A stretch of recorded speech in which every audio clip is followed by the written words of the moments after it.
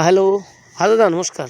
ওই যে অল্প আগে কথা বললেন যে আপনি ভাগনা থেকে আমি আপনাকে বলেছিলাম ট্রেনে পাঠিয়ে দিব 50 পিস মাল। ওই যে ওইটা হলো জাপানিজ কয়েন, ঠিক আছে।